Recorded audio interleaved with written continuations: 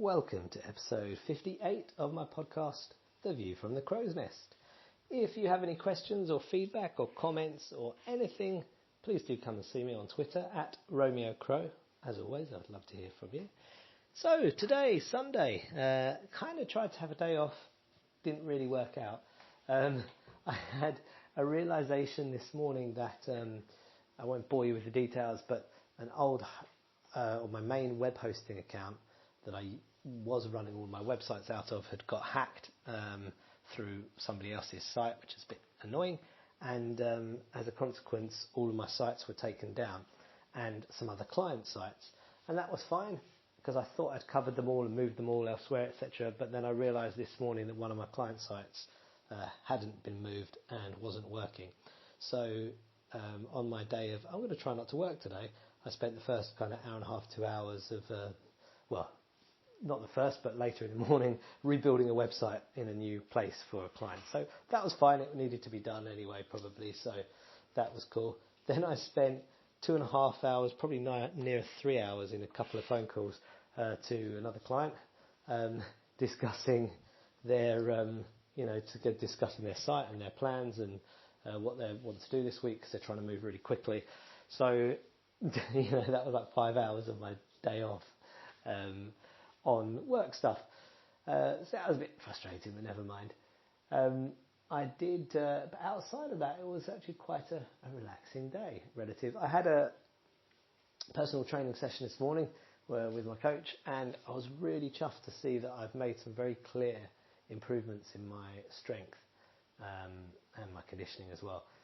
He's a calisthenics competitor and coach, so I'm learning to move towards doing these kind of body weight exercises and body weight stuff, and stuff that I couldn't do very easily kind of 6 weeks ago or whatever were much easier this week, to the point where he said, I think we need to up the intensity and make it harder for you in all the exercises. So it did make me think, hang on, we're paying this guy, because Simone is also, she was the one who found him, in fact. She had her session beforehand, then it was my session, and I was thinking, what is this? We're paying this guy to suggest to us that we do stuff that hurts us. It's like, there's some disconnect here. But no, it was good. So that was a good start to the day. Then I had all this working stuff. And in the evening, we watched a family movie, Back to the Future Part 2. So it's just brilliant. I'm so enjoying getting to watch these classic films and some of my favourite films, but with Mina, with new eyes on it. So that's really, and Leonardo. But he wasn't. We watched it, to be fair. He has a little bit of a fever today. So although he's more or less fine, he was just a bit subdued by the evening. I think he was tired. But that's fine. And so we watched that, and that was cool. I had also like a kind of resurgence of creativity. Like, I think my creativity is, my artistic creativity is kind of starting to really push towards the surface now. Say, look, come on, I've been buried for too long. You must do something with me. So I actually woke myself up this morning because I was having a dream, and as often happens, my conscious brain or subconscious brain or whatever says, actually, you want to write this down or you want to remember this, so wake up while it's fresh. And so I was having a dream. It was basically a storyline or a film. So I was in the film, as it were, but I recognised it in my dream as a potential story. It's one of those things where you can't really explain, as you know, about dreams. They're so intense and whatnot that you remember them and they're vivid and they're real. And then when you try and explain them or think about them afterwards, you can't find the vocabulary, you can't express it. But the feeling remains, and some of the imagery and some of the ideas. But it's basically a comedy whereby a woman, I will say it because if anyone wants to run with it, by all means go ahead, although there's probably not enough people listening to this who are screenwriters or even going to be screenwriters that it probably won't matter. But and also this premise won't really sound that great. But basically it's a woman who realises that a large kind of almost country estate bit of land in centre of London, like let's say Hampstead or something like that, is actually not owned, but due to some weird kind of ancient laws, is not actually owned by anyone, but you can own it if you do certain crazy ancient laws that are still valid.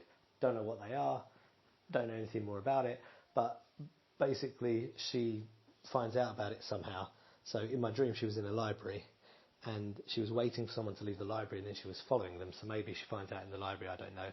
And there are also these three kind of up to no good youths who were in the library as well, causing mischief, and then they become like the adversaries because they realise the same thing and they're trying to get it, or something, I don't know. So this is a comedy idea. Don't know if it will go into any kind of, if it will extend into any kind of decent story that I can then put into some kind of decent plot. But it's just another one for the archives. But in the dream it was good, and I could tell where it was going. And then later in the day I heard Mina listening to Spotify, and she had on, as she often does, she asked to play rock music, which is just awesome. And I heard a version of Black Hole Sun by Chris Cornell. Sorry, it was like a live acoustic version, and it's obviously a great song. And I was like, you know what, I want to learn that song. So I elected to, do something I haven't done in a long, long time, pick up a guitar and learn a song. And in fact, I hardly picked up a guitar in months, it seems.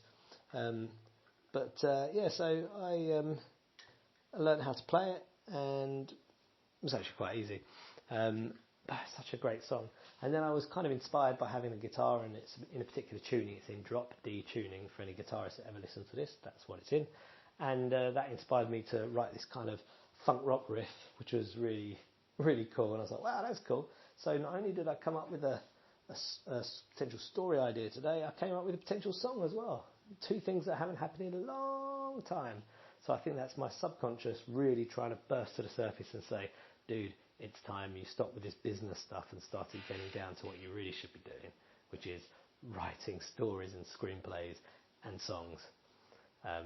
That's my passion, and that's where I hope I've got some talent, and the nexus of those things together is really where I want my future to be. But until then, rather than rely all on a notoriously difficult industries, despite the fact that I do think I've got the methodology to be able to build something for myself, nonetheless I want a more secure